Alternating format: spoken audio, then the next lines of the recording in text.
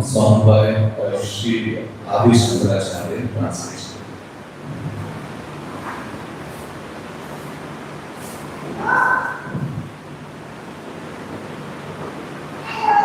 Sometimes, in great happiness, Lord Jagannath makes a loud concert with his flute in the groups of the banks of the Yamuna. He is like the bumblebee, tasting the beautiful lotus-like faces of the bound damsels of the dark realm. Great personalities such as Lordess Lakshmi, Lord Shiva, Lord Brahma, Indra, and Ganesha worship his lotus feet. May the Lord Jagannath be the object of my vision. In his left hand, Lord Jagannath holds a flute. On his head, he wears a peacock feather, and on his lips, he wears fine yellow silken cloth. From the corners of his eyes, he bestows sidelong glances upon his loving devotees. He always reveals himself through his pastimes in this divine abode of Sri Vrindavan. May that Lord Jagannath be the object of my vision. On the shore of the great ocean, within a large palace atop a brilliant golden Nilachila hill, Lord Jagannath resides with his powerful brother Sri Balabhadra and his sister Subhadra Devi, who sits between them. Lord Jagannath bestows the opportunity for devotional service upon all godly souls. May that Lord Jagannath be the object of my vision. Lord Jagannath is an ocean of mercy and as beautiful as a row of blackish red clouds. He is the storehouse of bliss of Lordess Lakshmi and Lordess Saraswati, and his face resembles a spotless full-blown lotus. The best of the demigods and sages worship him, and the Upanishads sing his glories. May that Lord Jagannath be the object of my vision.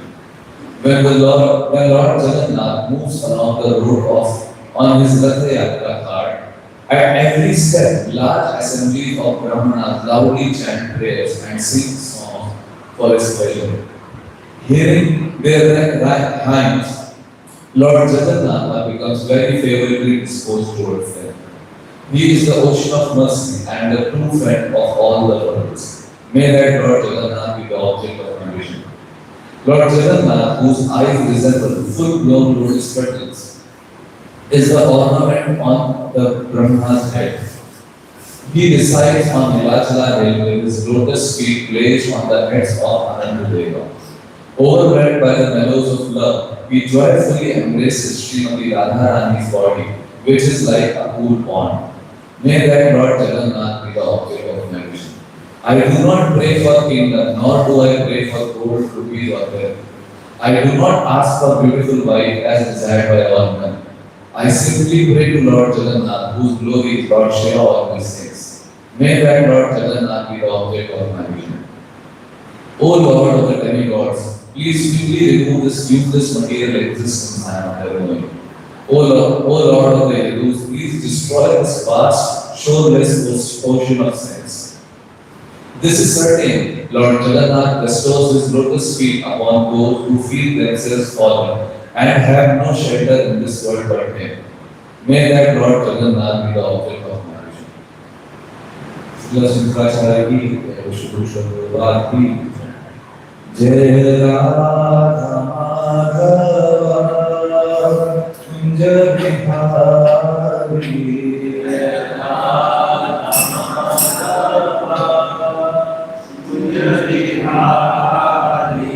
Jai Radha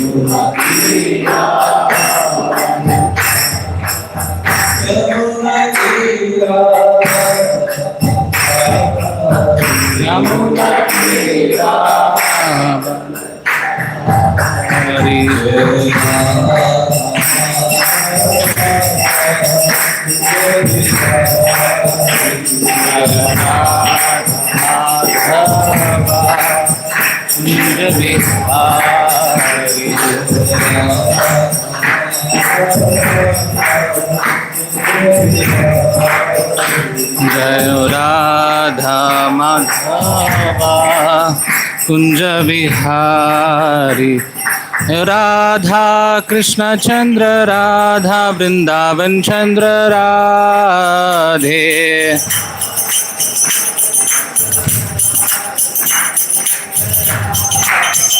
जय राधे जय राधे जय राधे जय श्री राधे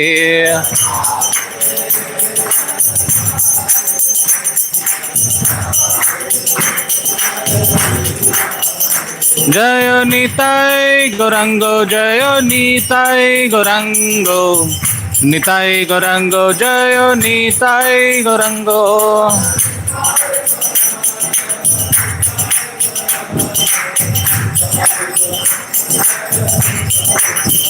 जय जय प्रभुपाद प्रभुपाद प्रभुपाद प्रभुपाद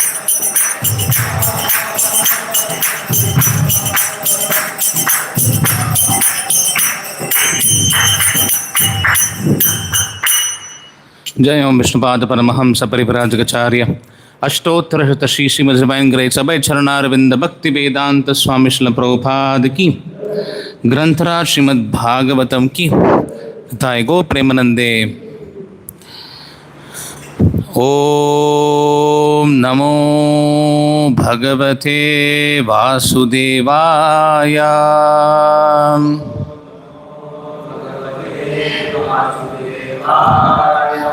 ॐ नमो भगवते वासुदेवाय।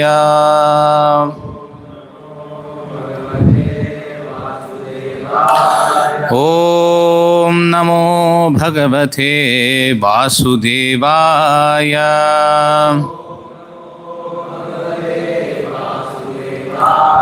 नारायणं नमस्कृत्य नरं चैव नरोत्तमं देवीं सरस्वतीं व्यासं ततो जयमुदीरयेत्।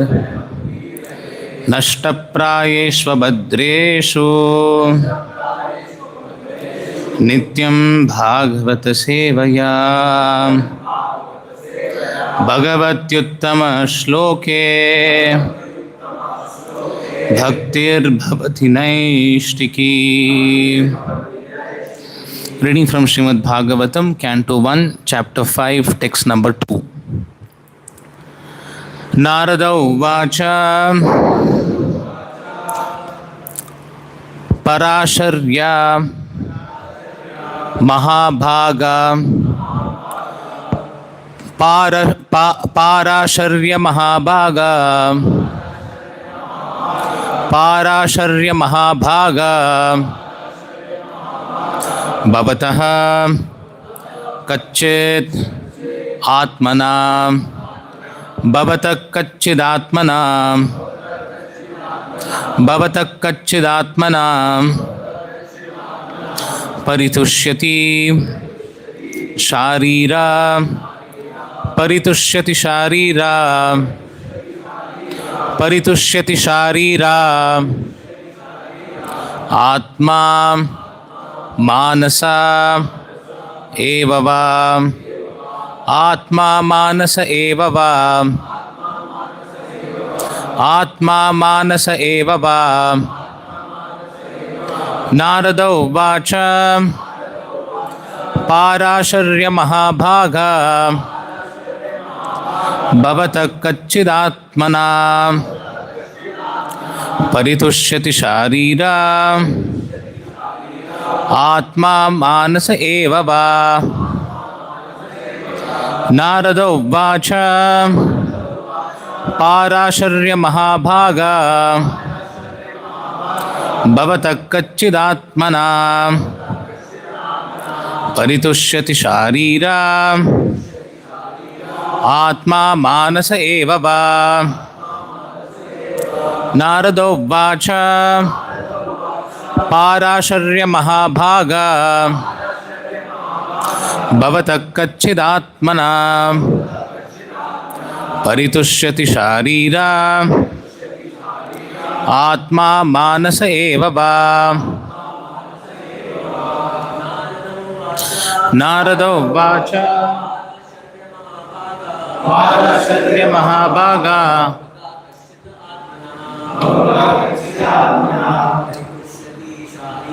Paritushyati Sharira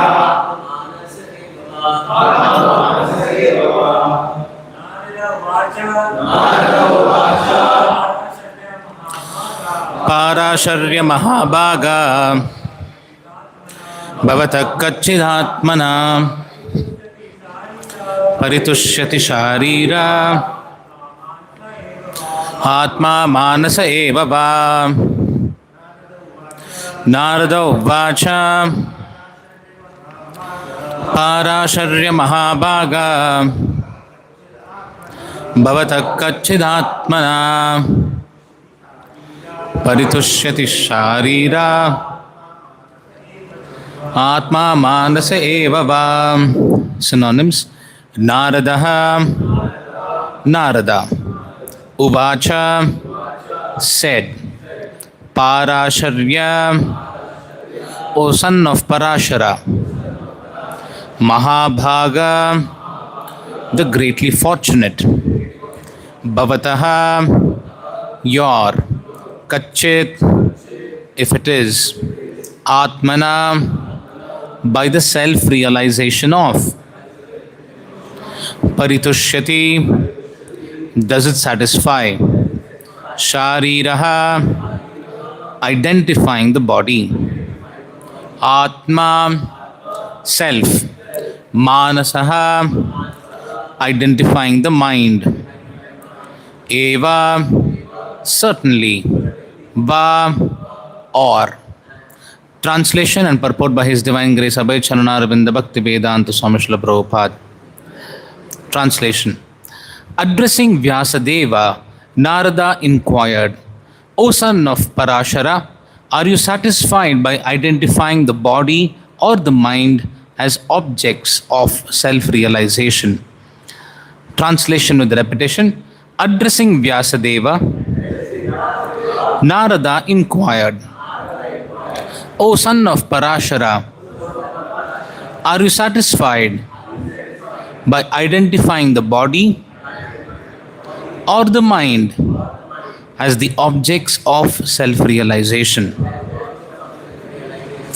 Purport by Srila Prabhupada. This was a hint by Narada to Vyasadeva regarding the cause of his despondency. Vyasadeva, as the descendant of Parashara, a greatly powerful sage, had the privilege of having a great parentage, which should have protected Vyasadeva from despondency. Being a great son of a great father, he should not have identified the self with the body or the mind. Ordinary men with the poor fund of knowledge identify the body or the mind as the self, but Vyasadeva should not have done so. One cannot be cheerful by nature unless one is factually seated in self-realization, which is transcendental to the material body and mind. Thus ends the Bhaktivedanta purport. Om Ajnanathimirantasya Jnananjanashalakaya Chakshurunmilitam Mena Tasmai Shri Gurave Namaha. Mukam Karoti Vachalam Pangum Langayate Girim Yatkripatam Aham Vande Shri Gurum Dinataranam. Nama Om Vishnu Padaya Krishna Preshtaya Bhutale Srimate Bhaktivedanta Swamin Nitinamine. Namaste Saraswate Deve Gauravani Pracharine Nirvishesha Shunyavadi Paschatya Deshatarine. Jaya Shri Krishna Chaitanya Prabhu Nityananda Shri Advaita Gadadara Srivasadi Gaura Bhakta Vrinda. Hare Krishna Krishna Krishna Hare Hare Hare Rama Rama Rama Hare Hare. So we've been continuing this verse from the previous class. In the previous chapter, the 4th chapter of the Bhagavatam, 1st canto, we understood about Vyasadeva's despondency. Vyasadeva was feeling very morose even after compiling all the Vedic literatures. He's compiled the Vedanta Sutras, he's compiled the Upanishads. Despite composing all of these things, Vyasadeva is still feeling despondent. He was not satisfied. And Narada, recognizing this, he descends on the banks of river Saraswati and addresses Vyasadeva. How does he address? He says, Parasharya Mahabhaga Bhavata Kachidatmana. He's addressing Vyasadeva. Bhavataha means addressing. My dear Vyasadeva, Narada inquired, Narada Vacha. What does he say? O son of Parashara, Parasharya. Correct? He's addressing Vyasadeva as the son of Parashara. Parashara was a great sage, and you are born of that great sage. You are Parasharya, you belong to Parashara. And because you are born to Parashara, you are Mahabhaga, you are greatly fortunate. Bhagya means fortune. Mahabhaga means greatly fortunate. Why is he greatly fortunate? Because he is born to Parashara. Parasharyasya Parasharya Mahabhaga Bhavata Kachidatmana. Are you satisfied, my dear Narada? Are you satisfied? Paritushyati means satisfaction. Tushyati means a sense of satisfaction. Paritushyati, are you satisfied by identifying the body, Sharira, or the mind, Manasa? By identifying with the body and the mind, are you feeling satisfied? In other words, Narada was hinting why this despondency was there. What is the meaning of the word despondency in grammar? Despondency means a deep state of sadness or hopelessness. That's called despondency. So Narada was feeling despondent. He thought that there is no point in trying to improve the situation. He felt hopeless. I've composed everything, I've covered everything, every aspect of human life I've covered. But I'm feeling despondent. So Narada, being the spiritual master of Vyasadeva, could identify the problem and is hinting to Vyasadeva, my dear Vyasadeva, can anyone be satisfied by identifying with the body and the mind? That is the question that Narada is asking to Vyasadeva. He's saying, Paritushyati Sharira Atma Manasa Eva Va. Paritushyati, can anyone become satisfied by identifying Atma? Atma means the self. When the self identifies with the Sharira or the Manasa, can anyone be happy? Paritushyati. Paritushyati Sharira Atma Manasa Eva Va. So Vyasadeva, the moment he made the statement, Vyasadeva could understand that Narada is hinting at him. He's giving a hint why you're feeling despondent. So Prabhupada writes in the purport that this was a hint given by Narada to Vyasadeva regarding the cause of his despondency. Vyasadeva, as a descendant of Parashara, a greatly powerful sage, had the privilege of having great parentage, which should have protected Vyasadeva from despondency. Ideally, Narada should not have feel despondent because he's a son of a great sage, Parashara. Because he has a great parentage, he should not be despondent. He should not be sorrow. Rather, he must be joyful. So it apparently looks like great parentage have a relationship with what state of consciousness or mind one may have. Isn't it? In fact, this correlation was also made by Krishna to Arjuna. In the Bhagavad Gita, referring to Arjuna, Krishna says, Daivi sampad vimokshaya nibandhaya surimata ma shucha sampadam devim abhijatosi pandava. Abhijatosi means born of divine qualities. My dear Arjuna, you're born of divine qualities. The transcendental qualities are conducive for liberation, are favorable for moksha. The divine qualities, the godly qualities. Whereas asuric qualities or demoniac qualities make for bondage. And he says, Krishna says unto Arjuna, do not worry, Arjuna, because you're born of divine qualities. So, can somebody be born of divine qualities? So, qualities we tend to think is defined by what kind of an atmosphere you get exposed to, how your childhood is designed, how your parentage is, how your parents take care of you. But no, Krishna is saying here, by birth, divine qualities are adopted. Just like when Hiranyakashipu and Hiranyaksha were born, they were born of demonic qualities. They manifested demonic symptoms right from their birth. So Vyasadeva was born of a great parentage, and despondency or sorrow from him was not expected. So it apparently looks like parents have a role to play in getting a child of a particular quality. Is this true?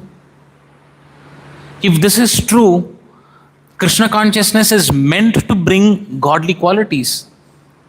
It's meant to evoke devotion, divine qualities. So Krishna consciousness has no meaning then. Somebody is born demonic, somebody is born divine. Correct? So does Krishna consciousness not have an influence? Is the question that may arise in our minds, isn't it? Somebody is born of divine qualities, somebody is born of demonic qualities. So we should understand what these divine qualities and demonic qualities are. Krishna describes in the Bhagavad Gita, Dvau imo purusho loke sharakshakshar evacha Sharasarvani bhutani kutastoksharochare. I'm sorry, not this verse. There is another verse which says that there are two kinds of living entities which are born. Some are born asurik, some are born godly or divine. Though, I think it is, I'll just quote that verse. It is in the 16th chapter of the Bhagavad Gita.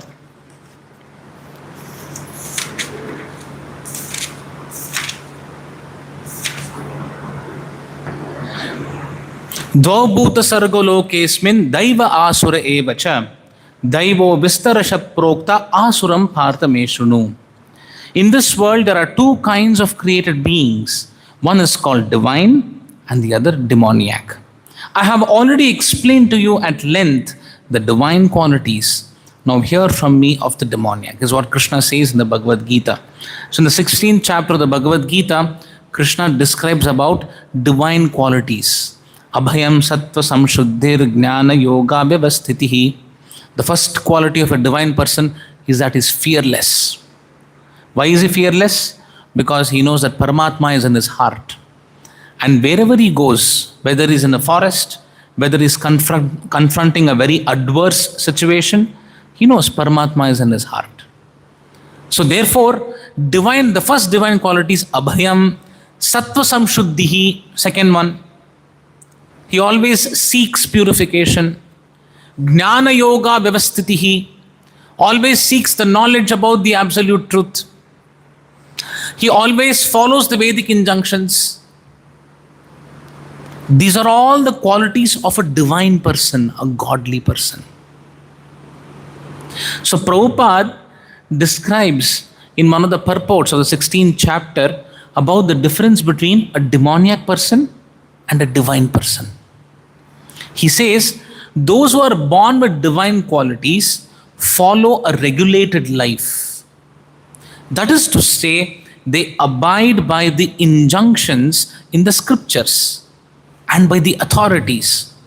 One should perform duties in the light of authoritative scripture. Whatever their duties are, their material duties, it must be performed. This mentality is called divine. Then what is Asuric mentality? Asuric mentality means I will not follow the injunctions of the scriptures. I know the injunctions of the scriptures, but I will choose not to follow. And anybody who does not follow the injunctions, although he knows the Vedic injunction, is called a person who's acting whimsically. Prabhupada describes all these things in the Bhagavad Gita. Whimsically acting. Whimsically means according to what he desires, he acts. He does not care for Vedic injunctions. Such a person is called a demon, a demoniac mentality person. What are the features of a demoniac person? That is also described. Arrogance, pride, anger, conceit. Conceit means duplicitous. Conceit, harshness, being harsh. And ignorance. These qualities belong to demoniac nature. Especially in the corporates, many videos are out. People are being harsh, rude. Correct? They blame the circumstances and all of those things just to be harsh. Demoniac nature. Those who are demoniac do not know what is to be done and what is not to be done. because they do not know the Shastras well. Even if they know, they choose not to follow. This is demoniac. They say that this world is unreal. There is no foundation, there is no God. And there is no God who is in control of this world. Anybody who says that is a demoniac person. The demoniac takes shelter of lust. The propensity to enjoy sense gratification is what Prabhupada describes as lust. Pride, they're very proud of themselves. And they have false prestige in society. And being thus illusioned, are always sworn to unclean work, attracted by the impermanent. They say that to satisfy the senses is the goal of life. And there are many big personalities, big examples of celebrities who have this kind of a mentality. And they're celebrated in the world as great personalities. There's an example of a person called Hugh Hefner.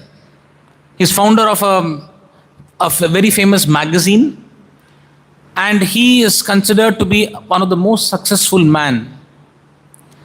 So his idea was completely atheistic in nature. It was anti-religious sentiment, because he believes that religion is just a psychological tool to control people. You instill fear among people and you gain control over people. How do you instill fear? If you do this, God will punish you. If you don't do this, God will protect you. He will save you. In this way, you establish control. So they believe religion is just a psychological tool to control people. And he believed that to enjoy his senses is the ultimate goal of life. So he said that society's primary goal should be happiness. And they should believe that pleasure is preferable to pain. Anybody prefers that. And treating any belief system that thought otherwise as fundamentally, as fundamentally something which is improper. Anything which does not support sense gratification is defined as improper. And this person, eventually towards the end of his life, this is recorded by the historians, they say that this man felt lonely. He had 7 girlfriends, but still he felt lonely, he felt depressed. And he died a miserable death. But despite experiencing all this, he still never gave up on the philosophy that sense gratification is the center of life. This is demoniac. Another famous example which is there on the internet, Jeffrey Epstein. Demoniac propensity. Prabhupada in another lecture, he describes demoniac propensity is that propensity which tends to rebel against God, who does not believe in the existence of God. He rebels God. This is the nature of an asuric person. He doesn't follow the scriptures. Although there is scriptural injunctions are there, he doesn't follow. He knows that following 4 regulative principles is very, very important, but there is a tendency to break. This mentality is called demoniac mentality. And Krishna descends on this earth to kill such demoniac propensity, people with such demoniac propensity. Correct? And he establishes religion. In Kali Yuga, it is said that demonic mentality is there within everyone. And Chaitanya Mahaprabhu, out of his causeless mercy, has descended to kill this demoniac propensity within all of us. So this demoniac and divine qualities is there within us. And we are all gripped by this demonic propensity, because the whole society's atmosphere is actually gripped by sense gratification propensities. From birth, we are taught that sense gratification is the goal of life. From birth, we are taught that these demonic propensities are the way of life. In fact, religion should be used for such sense gratification activities. That is what is propagated in today's Kali Yuga. While the atmosphere is polluted, the only way to develop divine qualities, how do we develop divine qualities? Is it by birth? By birth, somebody may have divine qualities, like Arjuna had, like Vyasadeva had. And Krishna is telling, my dear Arjuna, by birth you are having divine qualities. But what about us, born in Kali Yuga? Can we not change the demoniac qualities that we are all exposed to, that we all possess? Can we not change those divine qualities or demoniac qualities? Is it possible? So, we should understand that these divine qualities and demonic qualities, although one is born with such divine and demonic qualities, we should understand that the demoniac qualities are fundamentally manifestations of the modes of passion and the modes of ignorance. In Prakriti, there are three kinds of gunas: Sattvaguna, Rajoguna, and Tamoguna. Anybody who is acting under the influence of passion and ignorance is said to be demoniac. This is something which Prabhupada describes in the Bhagavad Gita, last verse purport. Prabhupada describes this. Without raising oneself to the standard of the mode of goodness, one remains in ignorance and passion, which are the cause of demoniac life. The cause of demoniac life is what? Passion and ignorance. So there is a correlation between demonic propensities and the modes of material nature. And the modes of material nature can influence a living entity. Prabhupada uses this word. Every word is measured and used by Prabhupada. Prabhupada describes this as the modes of nature influences the living entity. Just like you're practicing Krishna consciousness, somebody is influencing you to come to a movie. Somebody is influencing you to go to a bar. Correct? But whether to go or not is your choice, isn't it? Similarly, the modes of material nature is trying to influence your consciousness, but you have the freedom to choose otherwise. But the strength to choose the demoniac propensities as against the divine propensities, the strength to choose the divine propensities comes from spiritual strength. And that spiritual strength comes by chanting the Hare Krishna Maha Mantra. Hare Krishna, Krishna Krishna, Hare Hare, Hare Rama, Rama Rama, Hare Hare. So by chanting the holy names of the Lord, one gets the spiritual strength to choose the divine qualities as against the demonic qualities. Sometimes when devotees are practicing Krishna consciousness, they know that they have to follow the four regulative principles. But there is a tendency to break the regulative principles. Isn't it? So this tendency to break the regulative principle is the demoniac mentality within us. And we must kill that demonic mentality. So therefore, whether somebody is born with divine qualities or born with demonic qualities, that is immaterial. One can still choose beyond their birth whether to become a demon, whether to become divine. The best example is Prahlad Maharaj. Prahlad Maharaj was born in a demonic family, but because of his association with Narada, he became divine, the greatest pure devotee. Isn't it? Similarly, we have Prabhupada coming down in the same lineage as Narada. And although we have demonic propensities, by associating with Prabhupada, one can come to the platform of goodness and one can develop these divine qualities. So, it is not by birth, but it is by the free will of the living entity. One can choose to be divine or one can choose to be demoniac. But the choice is not an easy choice. The strength to make the choice comes from chanting the holy names of the Lord. Therefore, it's very, very important to follow this fundamental principle of chanting Hare Krishna mantra. Once Prabhupada was asked, Prabhupada, what pleases you the most? So people were expecting answers like book distribution, building temples, all of those things. But Prabhupada said, chant Hare Krishna. That pleases me the most. Prabhupada's desire was that among so many thousands of disciples, I at least want one pure devotee, then my life is successful. It's not that he wants 100 pure devotees, no, one pure devotee if I make, then my mission is considered to be successful. So we all have to develop these divine qualities, and that is what pleases Prabhupada. Correct? So that is what we can understand from this particular verse. So that's the first point which Prabhupada is making in the purport, that Vyasadeva, having a great parentage, he is not expected to be despondent. But unfortunately, he was despondent. Why was he despondent?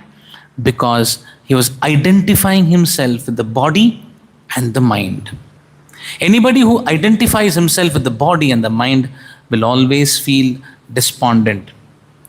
Krishna says in the Bhagavad Gita, Yehi samsparsha jaboga dukkha yonaya evate. He's saying the cause of dukkha. The cause of dukkha is the pleasure in the material world. That's the cause of dukkha. It's like two sides of the same coin. When you take a coin, there is heads and tails. When you take heads, tails will come along with it. Whether it's tail, head will come along with it. You cannot separate both. Similarly, the source of sukha is the source of dukkha in the material world. That's the nature of the material world. So Krishna says in the Bhagavad Gita, an intelligent person does not take part in the source of misery which are due to contact with material senses. Such pleasures have a beginning and they have an end. So the wise man does not delight in them. Then what should you take happiness from? If I'm not taking happiness from my senses, what should I take happiness from? That is described in the next verse. Shaknoti haiva yashodum praksharira vimokshanat kama krododbhavam vegam sayukta sukhi naraha. Who is a person who is sukhi, who is happy? It is he who has practiced to tolerate the urges of the material senses and checks the force of desire and anger. He is a yogi and he is happy in this world. This is in the very next verse. Shaknoti, the word Shaknoti which is used in this verse means the ability to tolerate the urge. There are 6 kinds of urges described in the Nectar of Instruction. Vacho vegam, manasak krodha vegam, jivva vegam, udara upastha vegam. Vacho vegam means the propensity to speak. Krodha vegam means the urge to become angry. Upastha vegam means the urge for hunger. Correct? The urge for procreation. All of these urges have to be tolerated. And one develops this by practice. One has to tolerate the force of desire and anger. Only he can become happy in this world. So these are some of the important verses from the Bhagavad Gita. In fact, in the previous verse, that is before the Ehi Samsparshaja Bhoga verse, there's another interesting verse where it is described that a self-realized person enjoys unlimited happiness. Why? Because he concentrates his mind on the Supreme. And today, Prabhupada has made a movement where we can absolutely focus and concentrate our mind on the Supreme. We have wonderful deities to concentrate on. We have the holy name of the Lord was descended. Krishna is descended as the holy name on which we can concentrate on. We can hear the Bhagavatam and concentrate on the Lord. So therefore, it is described in the Bhagavatam, Tasmad ekena manasa Bhagavan Sattvatam Patihi. Somehow or the other, we should actually take our minds and focus on the deity, on the holy name, correct? On our services to the deity. And then our mind becomes absorbed in the Supreme. Therefore, the sense of happiness that comes by relating with the Lord, the sense of happiness that comes by following the instructions of Prabhupada, that is the sense of happiness that we all have to revel in. We have to be in that state of consciousness. That will make us truly happy. So that is what we can learn from this particular verse. And therefore, the Vedic literatures, which are meant for liberation, the ultimate goal of the Vedic literature is Vedesya Sarvair Ahameva Vedyaha. The purpose of the Vedas is to understand Krishna. And somewhere along the line, when Vyasadeva was composing and compiling the Vedic literature, he did not touch upon the ultimate object or the ultimate goal of the Vedic literatures. And what is the ultimate goal of Vedic literatures? To understand Krishna. Because this aspect was left out. All the aspects of human life was covered. But they were all on the level of the body and the mind. Therefore, Vyasadeva was feeling despondent. Therefore, Narada Muni appeared there to remove the despondency of Vyasadeva. And we will see what Narada recommends to Vyasadeva about what is the ultimate goal of the Vedic literatures. And because he has not compiled about the glories of Lord Krishna, he is feeling despondent. So that is what is being described in this particular verse. So Prabhupada is conveying the importance of following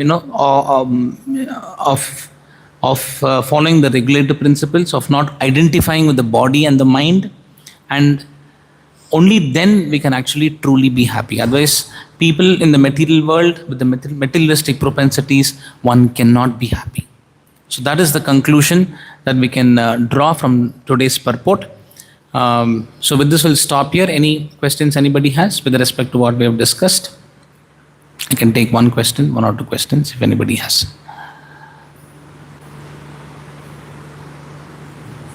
Okay, if there are no questions, we'll stop here. Granthra Srimad Bhagavatam ki, Vishwa Guru Srila Prabhupada ki, Thy Gaur Premanande.